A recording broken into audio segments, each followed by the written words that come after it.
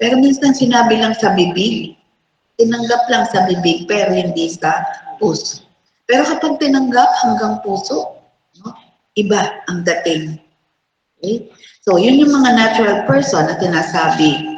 At hindi niya naiintindihan. No? Hindi niya naiintindihan kasi wala nga sa puso. Okay? Tapos ang sabi pa dito, natural discernment or thinking is using your personal experience to guide you. No? So, yung pag-iisip daw natin, yung natural discernment. Meron kasing natural discernment lang. Yung mag-akala lamang natin. Kasi yung sinasabi ng ating isip. Pero yung bang sinasabi ng ating isip, ay yung ba ang sinasabi ng Diyos sa atin? Yun ba yung nasa kanyang kalooban? Naaayon ba yun? Di palagi nating prayer. Yung Panginoon ay kung naaayon sa iyong kalooban. No? Kasi nga, merong natural thinking ang tao. Na, kasi mayroon nga tayong free will eh. Kaya meron tayong pag-iisip na atin lang. Yung isipan pa lang yun, hindi sa Diyos, kundi sa atin lamang. Yan. Meron kasi tayong natural discernment, yun nga yun sa tao, at yung spiritual discernment. Sabi dito, spiritual discernment is allowing the Holy Spirit or even knowledge you gain from the Bible to guide you. No? So yun yung spiritual discernment. No? Hinahayaan natin na yung banal na spirito ang mag-isip sa atin, ang magsabi. No? At yung mga natutuhan natin buhat sa banal na aklat. Diba? Kaya nga napakaganda na memorize natin. Bagamat mahirap tayo sa pag-memorize. Pero kapag memorize natin, sa ulo natin yon, laging yun ang maalaala natin kapag meron tayong mga challenges sa ating buhay.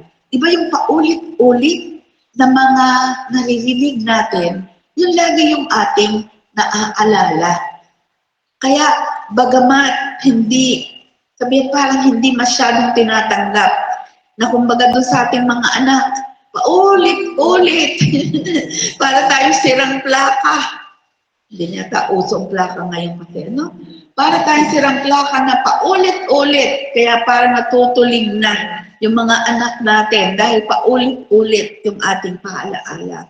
Pero yun ay tumitimo at lagi din maaalaala ng mga batang yon. Someday, somehow, pag nandun na sila sa stage, no, ng pangangailangan, doon nila maalaala. At minsan, kung maalaala nila, yung nagpapaalaala ay wala na.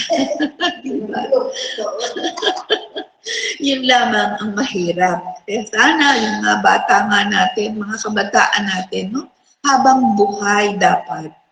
Huwag silang tawag dito, magsawa na pakinggan, no, yung mga sinasabi natin. At sana naman ay maging one word is enough for a wise man.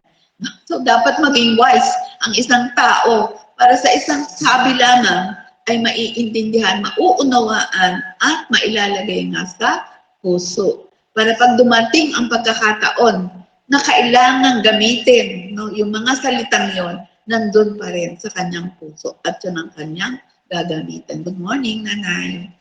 Bigyan ng upuan si Nanay. Nanay mo rin ay dumating. Okay po, ayan. So, doon naman po sa Hebreo. Hebreo chapter 4, verse 2. Hebreo chapter 4, verse 2. Sabi dito sa English, they don't believe the gospel because they don't have faith. They don't believe the gospel because they don't have faith. Sa Tagalog, ano po yun? Hebreo chapter 4, verse 2. 4:2. Sapagkat tulad nila yung napakinggan din natin ang balita, ngunit hindi nila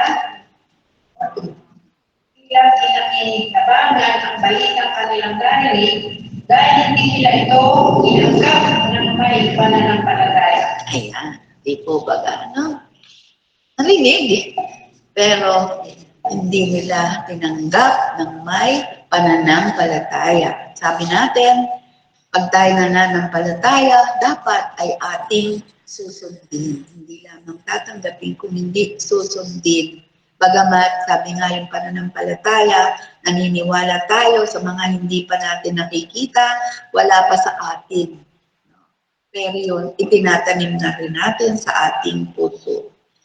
Okay? For indeed the gospel was preached to us as well as to them, but the word which they heard did not profit them, not being mixed with faith in those who heard it. Kasi nga, hindi sinamahan ng pananampalataya. Kaya, hindi nagkaroon ng tubo. Hindi tumubo. Kasi walang pananampalataya. Yung mga binhig na tanim, no, ay hindi tumubo. Hindi lumago. Saan kaya natanim? Baka sa batuhan, sa daanan, ano pa yon? Dawagan. Ayan, dawagan. Kailangan doon matanim sa matabang lupa. So, ibig sabihin, mayroong pananampalataya. The Word of God must be mixed with faith to take effect in our lives. Diba? Ang salita ng Diyos ay kailangan magkaroon ng pananampalataya.